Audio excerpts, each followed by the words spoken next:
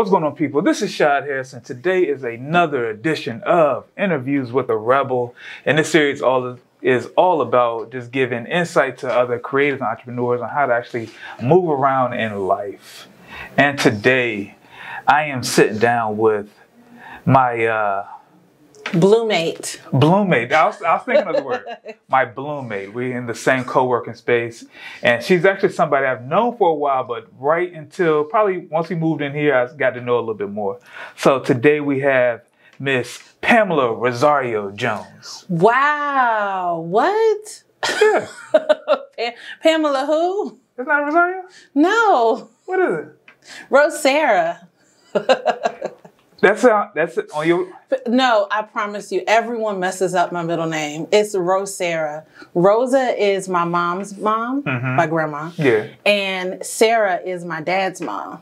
So my mom put the grandmas together and it's Rosara. Rosara. Yeah. People make my middle name to be a little bit more exotic than what it is. I thought you might have been like, part like Dominican or something like that. People have jacked up my middle name. They make it sound very, just more exotic, more glamorous. I wish it sounds like a flower when everyone else says it. When I say it, it's just Rosara. I thought it was just Rosario. It's just Rosara. Rosara. Okay. Why you had to say it like that? Rosara. Yeah, but no, it's when I was in New York, they made it sound Italian, Spanish, or French. I definitely thought it was Spanish. Yeah. I thought it was like your last name or something like that. Or... No, that's my middle name, yeah.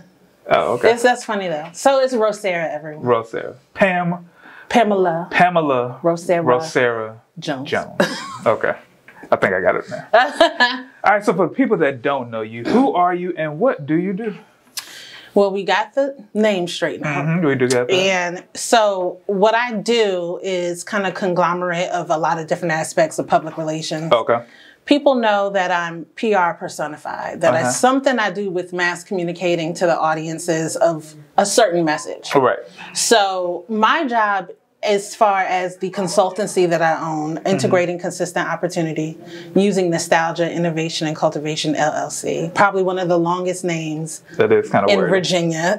That is very wordy. It's very wordy. It's an acronym for ICONIC. Okay. And so ICONIC is basically a branding consultancy that is built on broadcasting certain aspects of a brand. So I focus on branding, marketing, and publicity, but I add in a lot of different tools and tactics that'll make a brand stand out and be distinctive. Okay. So my job is basically to make you look as amazing as possible for a certain amount of time.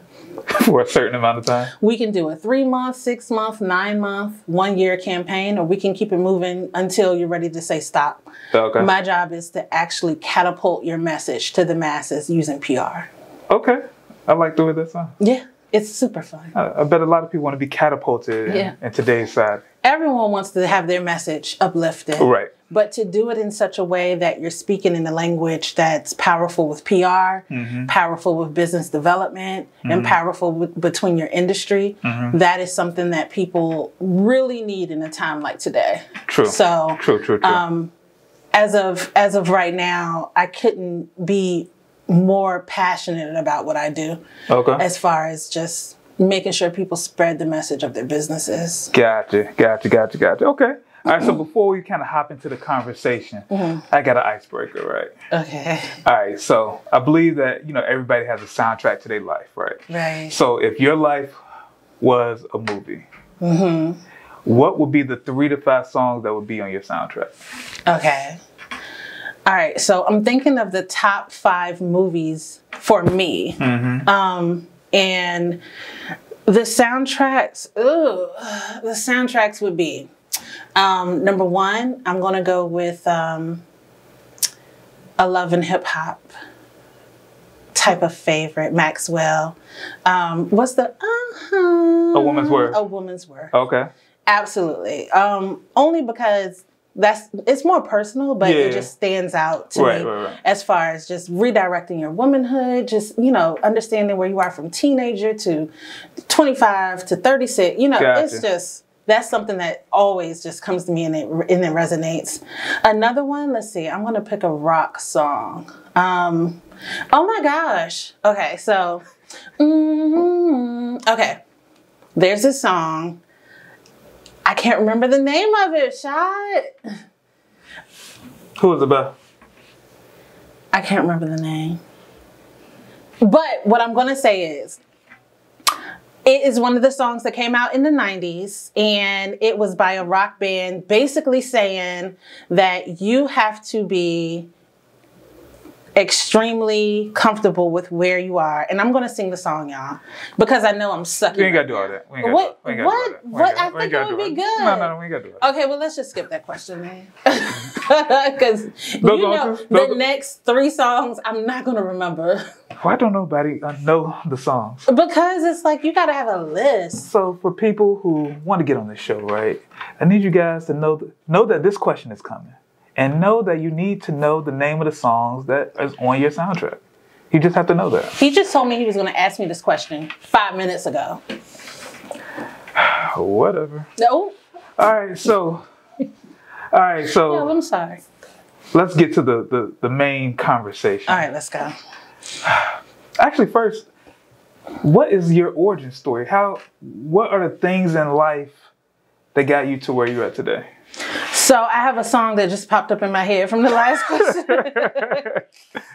The song that really is just super powerful to me. Moments for Life, Nicki Minaj and Drake. Moments for Life always gets me geared up. Champions with Rockefeller. Oh, Dream Team? Yes, Dream Team. One of my favorite songs. That Champions, Don't Play With Me. Yeah. But I have so many rock songs that are so much more important than those songs. I don't think you do.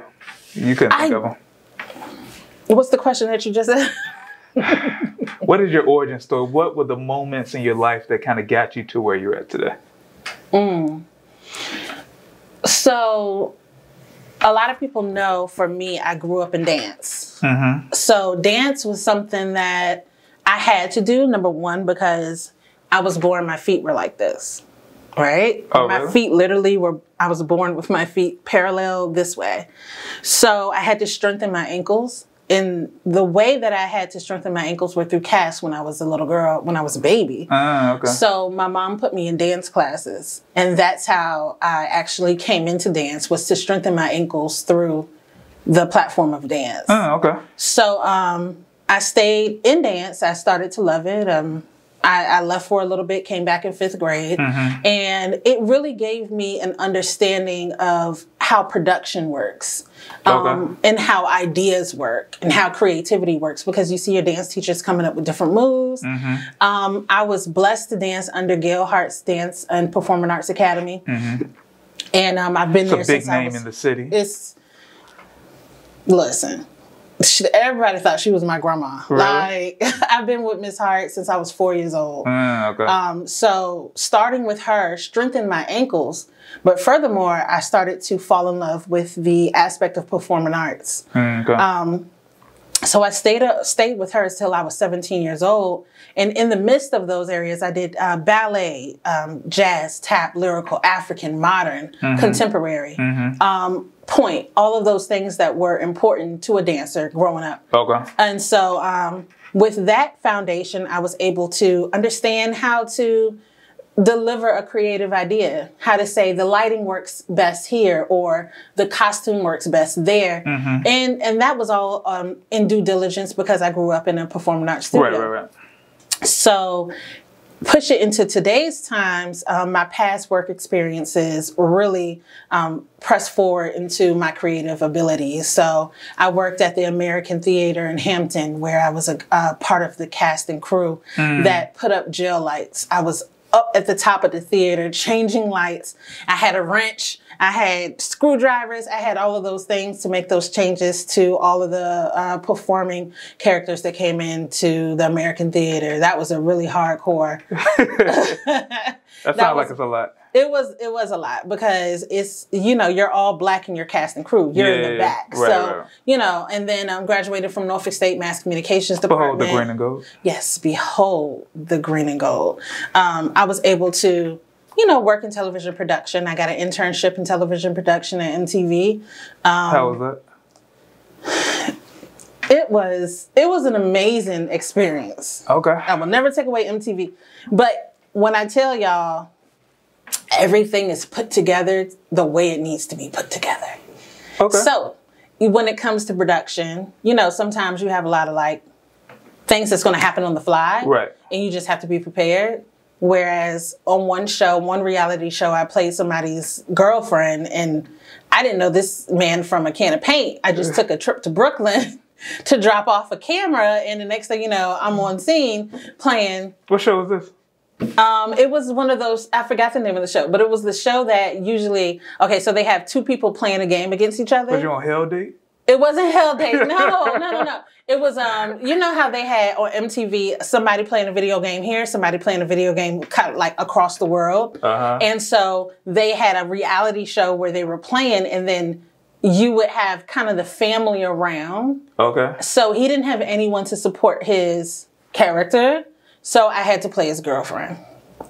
And we're talking like Brooklyn. Oh, okay. And so I had to play his girlfriend. But that's just due diligence to what you have to do in production. Gotcha. My television internship was amazing, but at the same time it was like, I don't want to do this. And it's like, you're an intern. So what was the plan after that? And in my head, for some reason, I feel like you was on the show Yo Mama. Yo Mama, no, you it was not. Yes, I do, but it was not that. Oh my gosh. But it doesn't take away from the fact that like when you're all of a sudden thrown into a something. Right. You know what I mean? Like I'm leaving Manhattan, I'm going to Brooklyn. Y'all told me I gotta be somebody's girlfriend. So I'm just sitting there like, no, go left. No, jump to the, it was just like, and he was like, I'm trying, babe, I'm trying. I was like, this is so weird. I'm just an intern. That sounds very weird. But you do what you have to do. But true. So all that to say, that's brought me to the point of my different positions, television, freaking production, sales, publicity, all of that has brought me to where I am today. Okay. So what do you actually, do you have a specialty right now? As far as like, who do you work with? I have no specialty. Okay. I have no specialty. And I've stood by that for a very long time because a lot of people have their niche. Most people tell you that you need to find a niche or find like a certain end or a crowd that you want to work with and kind of, grow from there. Yeah. I don't have one. I just work with brands. Okay. My business is built in such a way that I can work with whomever I want in the same capacity because I built my own formula for branding. Okay. So I don't have to say I work with only nonprofits or I only work with small businesses. I'm able to work with anyone in expanding their brand. And that's really because of what I've built. And do I think I'm going to change it in the near future? I don't see it happening. I've talked to a lot of professionals. Just last week I talked to one and told me that I need to focus on specifically like small businesses, but that's not what I created. What I created is an opportunity for many different businesses to be able to catapult their brand. Okay. So it fits into any industry. Okay. So I'm gonna ask a question I already know the answer to, but I feel like a lot of people don't know the answer. So what is the difference between public relations and, let's say, marketing? So what people have to understand about public relations is that you have to see it as a hybrid industry. Okay. Not one public relations agency is going to be the same as the other. Because when you think public relations, it's almost like you either, depends on the person, you're either going to think publicity, you're going to think branding, you're going to think just mass comm to the audiences. People know they need PR to spread a message. But PR was the first to go when the recession hit. Because everybody felt like they could do it themselves. They felt like they could do it themselves. Now, all of a sudden, in a time like today, they understand PR is absolutely important. Right. More like damage control. Damage control, crisis management, all of those things. So with that being said, the difference is dependent upon what you need. Okay. So for like if I was to explain to someone, you need public relations, I may say you need public relations because you need damage control or crisis management. You're very wild and you right. do a lot of random things. I may say that first because you need that. But however, I may throw in a couple of marketing strategies. I may throw in some publicity tools. Okay. I may throw in a couple of different advertisements that you have opportunities for. And it all depends on what you need. So with that being said, if a brand comes to me and say, hey, I have a book launch, I have an issue that, I had an issue with an event that didn't do as good, so people are slamming me on Google My Business. And then also I have some new services that I want to add. That conglomerate of issues is going to be a different conglomerate of answers. Right. So my job is to give you the solutions to the issues that you have and to also give you the solutions to basically give you the solutions to your wants and needs. Okay. So if you tell me what you want and you need, I will give you the solution to that. But when I see that there's some negatives that we need to answer to, I will give you the solution to that. All of that comes together to make a campaign. Okay. To change the circumference of your business. Okay. So you just mentioned campaign. So when you are, let's say, working with a new client, let's just say they're in politics. How do you normally go about building out a campaign for an individual? Like, are you looking at, like what is their marketing strategy? Are you looking at like, do they need to kind of fix themselves first? Like, how do you kind of do that? So if I was to work with someone in politics, I would absolutely need to know where they've been to know where they need to go. So speak on that. What do you mean by that? I would need to know what they have done in the past because it's politics. Right? So in politics, people love to bring up the past and to show you're not educated in this. You're not talented in this. You don't have a past in this education or whatever the case. So if I was working with someone in politics, the difference would be to understand their past, which is the nostalgia part of my business. So with that being the nostalgia part, every part of Iconic is a platform in what I do. Okay. So I always have to go back to understand what you need to do in the future. Right. So if it comes to go forward, you have to go back to go forward. So I have to understand the nostalgia. And a lot of times the nostalgia is, okay, we're going to fix this issue from your past. We may need to hide it. We may need to sugarcoat it. We may need to bring it to the forefront before somebody else does. But that's what PR, that's the Olivia Pope of branding. That's because you have to fix those issues. And then at the same time, it may be a story in your past that we need to bring to the forefront that people can rectify with. It's a power of relatability, which is really important in today's times because a lot of people feel isolated during the pandemic. Now storytelling and being able to say, hey, I had this experience in my past.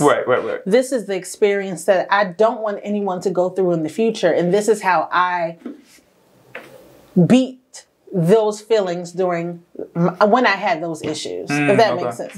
So all that to say, when it comes down to the Iconic formula that I created and actually being able to help someone, you're basically going to always beat the algorithm of someone defeating you. So when no one can bring up something that you can already conquer, right?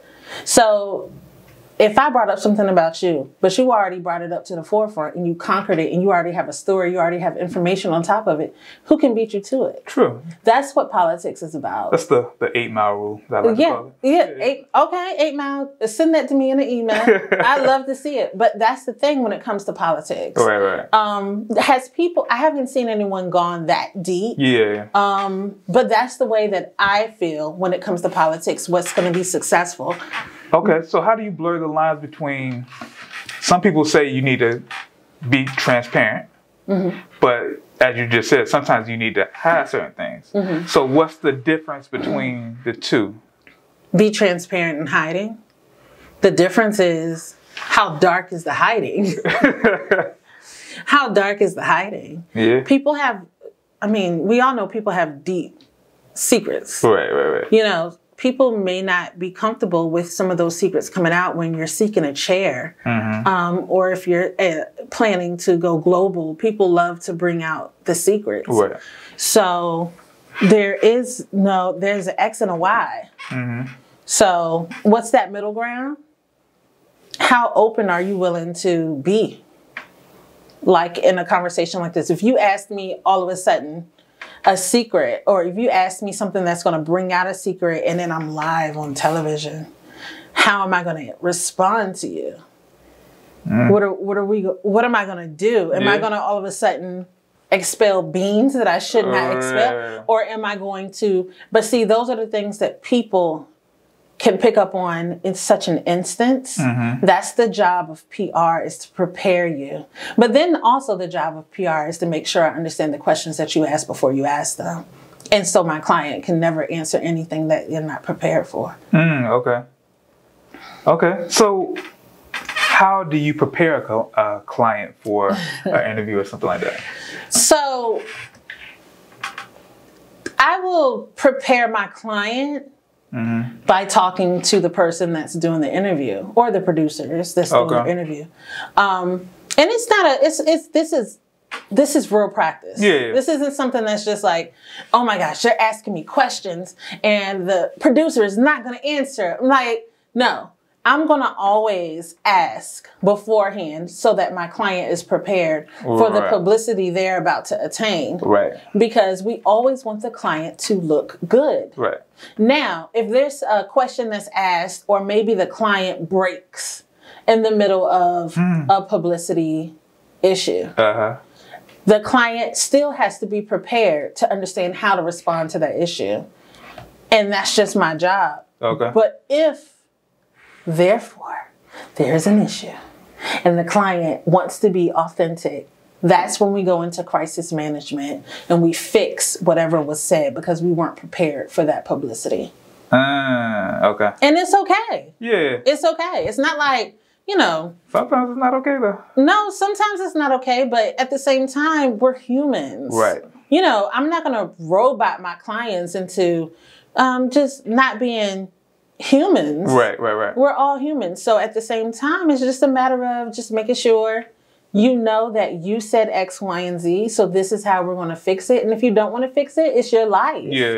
You know, but we're talking on a conglomerate level of, you know, people responding in such a negative way. If people think it's just positive and they appreciate the, you know, the honesty, then that's totally different. It just depends on what the masses say. So when you came, you know, started like really building your brand,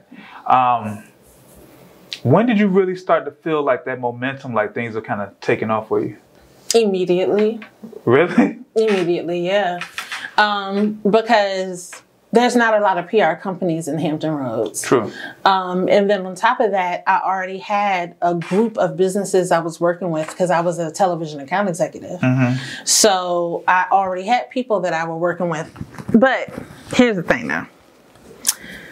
When you have so many opportunities because you're working, you build this business and people are excited, you know? Like, people are stale about my business now. They're like, oh, we know you do branding. All right. You've been putting this out there for I don't know how long. Nobody cares. Like, when you first start, people are excited for you. That slows down. And then on top of that, when you're putting out your business, it's almost like you get so many different opportunities that are outside of the scope of what you do. So my scope, I do branding. People didn't understand branding in 2011. It was almost like... Oh, I think in 2021, people still don't understand. They still don't... They know they have a brand, but they don't know that their brand is a business. That's the issue. I have a lot of people that come to me because they have a brand, but they don't know how to have a business. And then on top of that, how to scale a business. Which is a whole nother world. Whole nother thing about That's a whole nother thing. We're talking about payment notifications. You know, you can have a brand, but have no payment notifications. So what's the point? You get what I'm saying? My job is to turn that into a business. But for the most part, when it came down to just developing a brand, A lot of people just are almost blindsided by what happens when you put your business out there. Because I tell my friends, I tell everybody to contact me, go ahead and put your business out there. But I need to tell you, when you get that influx of questions, are you ready for that? Bookings, payment notifications, they're going to change the scope of what you do. Okay, so you talk to other businesses. I'm B2B. All right, you talk to other businesses. All right. So can you talk to other businesses for me? No. I talk to other businesses for me. You get what I'm saying? Yeah. People will love to change the scope of what you do. True. I run into that all the time. Exactly. So when you change the scope of what you do, it becomes a stress level that you did not ask for. Yes. You start spinning your wheels. You're like, okay, so somebody wrote me a check for $1,200 to be an account executive for a month, but that's not the reason why you got your LLC. Right. And then once you change it, once you switch it up the first time, people will look at you like, oh, well, if I just pay them enough, they'll do whatever I need to do. But no, that money doesn't even matter. It doesn't. The money doesn't matter because you built a business off of something that's passionate for you. Right. They could pay you $2,000 for 2 weeks. Yeah. And you can still do it and be like, that's not why I became an entrepreneur. Right. And I'm telling you, that pitfall is deadly. It is. Is deadly. Like, it is. So, I talk to a lot of people about their scope. I talk to a lot of people about understanding what you do and sticking to it. Saying no to some checks. Saying no to people that's going to be in your inbox. Like, so many people are big on the likes and, the follows and the shares, which is really something that is powerful to business. But you have to still be cognizant of being steadfast in what you do. If you're not steadfast in what you do, you're going to get lost quickly. Okay. When you said that, it kind of brought up a whole bunch of different questions. So, first thing is, what is your why? What is your why for becoming an entrepreneur? My why is probably pretty lame. It's only one thing that really excites me, and that is seeing business owners have, and like that emoji, the light bulb emoji. I only love that. I love the light bulb, the aha moment. Yeah.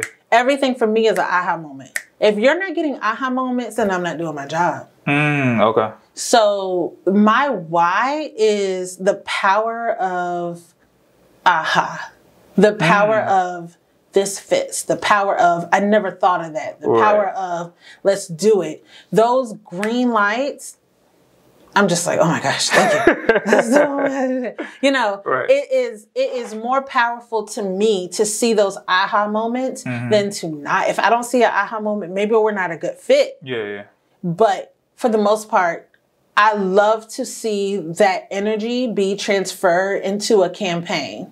So when we put it in a campaign, and a lot of my clients are really, most of my clients, I would say a good 90%, are always very nervous when I push them into with that aha moment. But when I see them go through it and they see the success, that's what pushes me. Then I'm like, let's create more. And they're like, I'm already stressed out. But once you kind of step into that step outside of your box that first time, I feel like it makes it. Matter of fact, let me take it back. Once you step out of your box the first time and it's successful, that's when it makes it easier to kind of keep stepping farther away from your box. Because you build their confidence. Right. And we're talking about, we're not talking about just creating campaigns for the hell of it. Yeah. We're talking about creating campaigns to powerhouse a movement. Right. So when it comes down to it, we're talking about, how Lil Wayne works with Coca-Cola and how Coca-Cola works with Jay-Z and how Jay-Z works with VH1. We're talking about movements. We're not talking about small time local campaigns. Right. So when we bring up situations where, hey, where do you want to be in the next 6 months? Where I want to be in the next 6 months is X, Y, and Z. Okay, you may not be on Coca-Cola level, but let's get you on a local level as somebody that's popping in 757. Right. Let's get you where, and so when you put together those things and say, okay, you beasted in those 6 months, now let's get to a national level. True. That's the powerhouse. Okay. So people have to understand PR is not a low-level thinking. PR is people think the low-hanging fruit. Okay, I know I could do this. I could do that. Norfolk, Virginia Beach stuff. All right, I could do. We're talking about growing on a national, international level. If your goal isn't that, then you shouldn't work with me. Okay. Okay. So when should people work with you? People should work with me when they're ready to calibrate their business on an iconic level. Okay. Like we keep throwing in the word iconic. I mean, that's the name. But people should work with me because I can't take in everyone, right? I can't take in anyone. I just have a business or, I just started something last month. Right. I'm only capable of working with the businesses that have skin in the game, that they're ready to go to the next level, that they're ready for the publicity. So not the startup businesses, but if you've been in business for about 5 years, you already got your things off the ground, you kind of know what you're doing. You just need to kind of go to that next level. Exactly. And it's not a conda. It's you need to. Right. Because you've outgrown your current level. You've kind of plateaued a little bit. Exactly. I got you. And so, there is an energy that's behind it that's like, okay, if you get 5 people reach out to you, are you ready to do that publicity? Right. Are you ready? Because a lot of the job is I can get you ready for publicity, but you have to be mentally ready yourself. Right.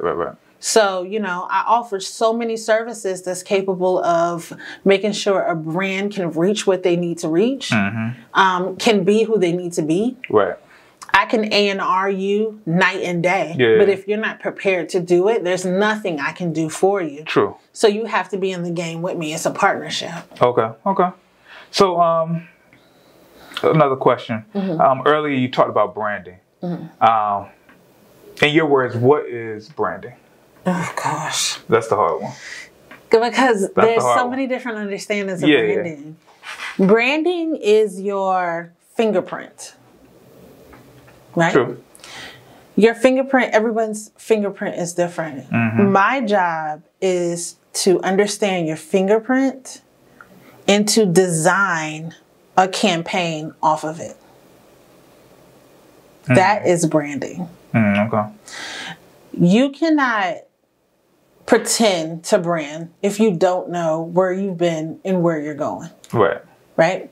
So when it comes down to the definition of it, it's the context, it's the pictures, it's the images, it's the quotes, it's the keywords, it's the energy behind your photo shoots. It's the green and gold. It's everything that is going to make you who you need to be. It really is. Right. And I say that because all the different elements it's the elements that make it, but the element is in your fingerprint. Yeah.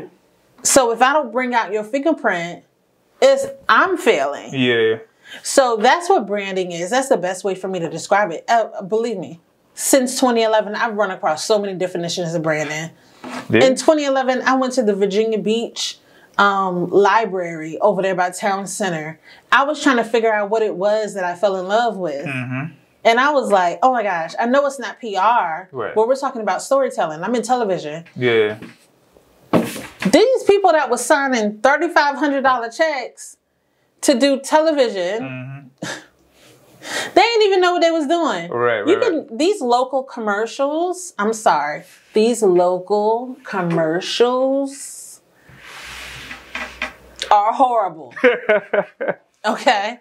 Yeah. And so for me to be a television production major and to work in television, I was like, yo, none of these are good. Yeah. So let's start with, telling a story. Let's start with, people. It's all about a story. Exactly. And that's why I got into branding. It was one person in particular. His name, Shafai. I'll say his last name. I won't say his first. Shafai. He was Persian. He was amazing. I honestly cold called him. I was like, hey, you want to do a television commercial? He was like, yeah. I was like, when can you come in and discuss it? He was like, tomorrow. I was like, okay. Easiest call I've ever done. Came in. He was like, I only came because it was a woman asking me to do something. And so I said, yes. I was like, not sure if that's a good thing. Glad you're here. Right. And he basically was like, I've done television commercials in the past. His company, I say it's Caspian Painting, done jobs all over Hampton Roads, big picture jobs. I'm talking about real jobs. Like, And he looked at me and he said, why don't you own your own company? Like me. Just off of that. Just off of it. Why don't you? Persian man. Yeah. And Persians are very particular. Right. And they are very smart. And his job at that moment was to teach me about entrepreneurship. Mm-hmm. And I was like, I have no idea what you're talking about. Yeah. I don't know what we're talking about this. I just want to reach my quota. Yeah. Okay? Like, and he looked at me, he said, why don't you start your own business? He said, you got me here. All you did was ask a question. I said, yes. I'm like, sir, you're not like anyone else. Like, oh my gosh. Yeah. All that to say, he is the reason why I started Iconic. Okay. Just off the strength of the fact that he dropped the idea in my head. And to this day, I'm still connected with them. And it's amazing. Yeah. So things just kind of blossom from there? Things blossom from there. I mean, and believe me, I've been through a lot of growing struggles. Mm-hmm. I'm not perfect. Yeah. I've failed in so many ways. My business acumen wasn't on point when I started. I would like to think I'm a lot better now. Yeah. But because of him, I was able to glance outside of the box. And a lot of people don't have that type of hope or that type of push. And he gave me that. So shout out to Ali Shafai. He's the reason I started. He's amazing. Okay, I like that. He's dope. All right. So we got a couple more questions I'm going to ask you before we wrap this up. Okay. One, I kind of want to get your insight on it. So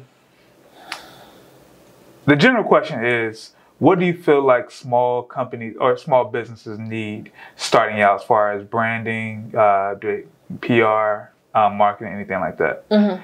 I'll let you answer that first. So starting out, you need to understand what your tone is. Okay. What tone are you going for? It's complex to fit into a market. Mm-hmm. And you are always going to second guess things when you push yourself out there and you see other competitors and what they're doing. Right. So it can be really intense. It's a lot of complex issues that can happen.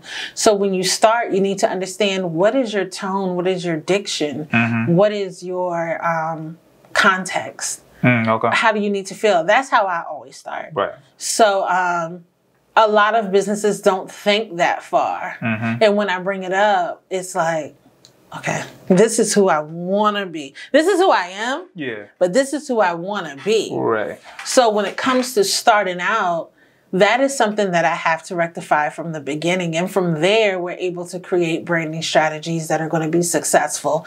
And those reasons it's going to be successful is the fact that it's who you are. Okay. You already have your foundation. Right. Iconic is built on authentic performance. You should never have to second guess yourself. Yeah. Because I've already built out the authentic. Right. You already believe everything that we're talking about. Exactly. Those characteristics are already super built into your brand. Okay. So when you have to remember what your why is, you can always go back to your business. Right. Okay. So my follow-up question is, what obstacles do you normally see, or when companies become stagnant, right? They've probably been in business maybe 3 to 5 years. They've kind of, maximized at their current level. And now they were like, know what, we kind of want to elevate to whatever that next level, next plateau is. What is the standard pieces of advice would you give a small business who's trying to go to that next level? To rebrand. It's either going to be a rebrand or reposition. Okay. So right now, repositioning, a lot of businesses are doing. Rebrand is just changing everything. Right. So let's just go with the reposition. Yeah. So if you're going to reposition your business, you're asking what kind of frame of mind do you need to be in? Or just what are some of the tangible things that companies need to do or businesses? To reposition. Yeah. So to reposition, you have to be agile. Right? Okay. And I talk about agility a lot because if I come to you and you say, I'm not where I want to be. Yeah. And I know for sure this is the red line. I need to cross over into here. Now we need to reposition. You need to be agile enough to say, hey, I know I need to be here. I'm not going to hold myself back because I'm stuck in my ways. Right. So that agility is really important, because you would be surprised how many businesses are too stuck in their ways to be agile, and then they lose. So if that doesn't move them, then what needs to move them, if you're not moved by the issues that we had in 2008 with all the issues with just the market fluctuating and all that drama. Let's talk about 2020 when businesses weren't ready for a pandemic.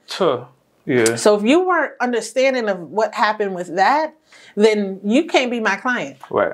Because people have to be agile enough to have those marketing endeavors be full-fledged into their business practices. Yeah. So with all that, basically, if you cannot understand that you need to move forward with new best practices, then you will forever be behind. Okay. You will. Okay. Because what happens after this pandemic situation is over? It's going to be a whole nother change. Yeah. And it may be sooner than later. You cannot sleep on this market that's happening right now. Yeah, you got to hop on it. You have to hop on, and you have to be open. Yeah. You know, so it's a lot of millionaires being made right now. And you know, we all have personal situations, and everyone has their issues with X, Y, and Z. People have lost loved ones. You know, this COVID issue is the bookmark of the 20th century. Right. However, when it comes to your business, and when it comes to your family, and when it comes to your goals, and it comes to your legacy, you have to be able to understand that things are going to change. Do your due diligence and make it work for yourself. Gotcha. Okay. All right. So we're just going to switch up this question, or switch up the conversation just a little bit. You got to be agile. Okay. What was that little move? I went like this. I learned it from TikTok. Shut up. Go ahead. Yeah, don't do that again. All right. All right. So I believe in the phrase, you got to spend money to make money. So what is something that you spent the most money on that's led to the highest return for you?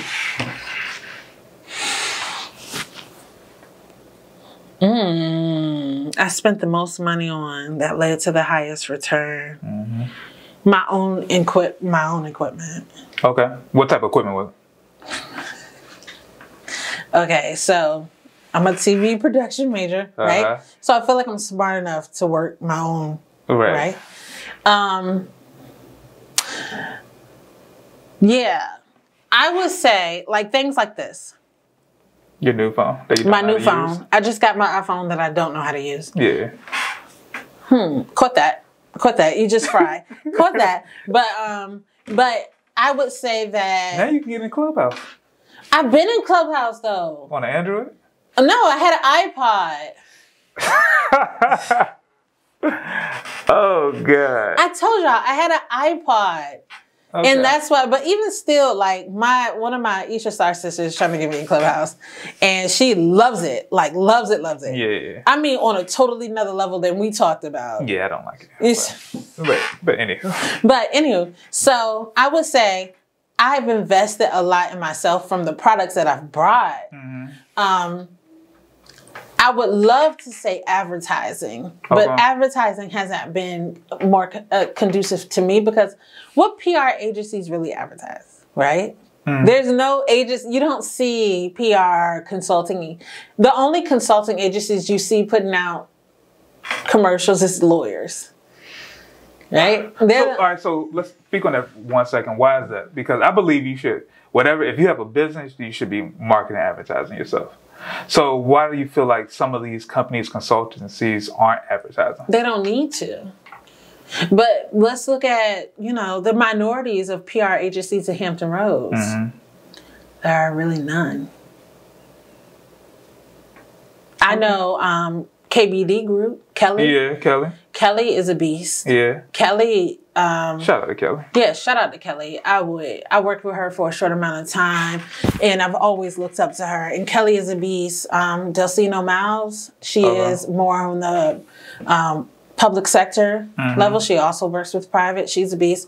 But there aren't many minority public relations agencies. And even in that still, public relation agencies on any level really don't need the advertising. Like for me, I'm starting out. Yeah. Right. So, or I'm kind of restarting because I rebranded. So, they don't need that. Once you're at Catapult for the level of capacity that you have, you're at a level of capacity. Like, they don't need to have a word. With me starting out, it's a different story. I feel like you got to be a little bit more aggressive when you first start out. Well, not necessarily aggressive, but you need to pinpoint your market. Yeah. So even earlier, we say you don't need to have a niche. I still need to know what my target audience is. True. So that's where having a niche can kind of help you with that. It can. Yeah. It can. So it's like, for instance, people may see me on Facebook. Facebook isn't my target. I kind of use Facebook for practice. Right. My target is LinkedIn. Yeah. So it's just a matter of being honest with yourself and knowing what you need to do and how you need to do it. Okay. Mm-hmm. Okay. And shout out to KBD Group. Shout out to Dilcino. Shout out to everybody. Kelly is extremely smart and amazing. I will never take that away from her. She's great. She has like all the kids now. So. She got those 3 babies. Yeah, that's a lot. What? That's stressful in itself. It is. Yeah. Listen, I got 2 kids. They stress me out. 3 and they triplets. Yeah, that's a lot. Okay, so what's next on the horizon for you? Right now for me is just closing on amazing contracts, being able to explode my clients to awesome campaigns and contracts, and being able to put my business and what I stand for out there in the most powerful way possible. I really love PR, and I really love the power of advertising. I love the power of creativity. Right. And I think that all businesses should be able to aspire into that creative growth as they should. That's what business is. Right. So I would love to deliver that. And you see how my voice changes. Yeah. Got a little raspy. I can't. As soon as I talk, it's just ridiculous. Like but anyway, start smoking Newports. No, I don't smoke. It's my voice is so weird. My friends know my voice is so weird.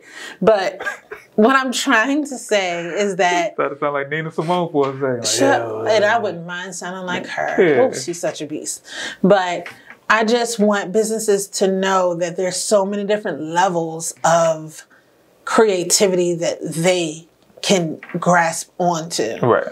And that's the powerhouse of public relations. Okay. I think that's a great place to end this off at. So, thank you for this conversation. Where can people find you and all your brilliance, your iconicness, and everything like that? You can find me at thebrandingicon.com. You can find me at The Branding Icon on Facebook, Instagram, Pinterest, Twitter, The Branding Icon. And on LinkedIn, you can find me at Pamela Rosara Jones. Oh my gosh. Rosara. Rosara Jones. Yes. And ask me any questions you want, guys. Like, honestly, I'm an open book. I'm not hard to talk to. Ask me what you want. Questions about PR, questions about your business. Let me know. We are in a time right now where so many people need to understand how to catapult their marketing, their public relations. I mean, just catapult their business. So this is true. All right, so thank you again. Thank you for joining me on this wonderful and brilliant conversation about PR and marketing and branding and all those fun things. Yes, thank you for having me. I really appreciate the fact that I'm here with you because you are a beast in your own right. Yeah, I try to be, I do a little something. No, you doing your thing. You be in the alley. You be sitting in the alley like... In the alley? Like the actual alley? No, you're not. The alley, not the actual alley. I'm talking about your new pictures that you put out. Okay. I'm like, I haven't been to the alley in a while. Last time I went to the alley, it was lit. Yeah. Shout out to the alley. A long time ago. I need to get the person who owns the alley up here. Like, I would really like to talk to them. This is not talking about the dead bodies that be behind it, though. All right, so thank you guys for watching this. If you love this conversation, please consider subscribing to the channel. Please check out any other conversations that are happening up here. If you're trying to get into PR, definitely, reach out to Pam. Definitely reach out, subscribe, and follow all the things that she has going on. And that's pretty much all I got. So you guys stay safe, stay free, but keep creating, keep shooting. And you guys have a good one. Bye.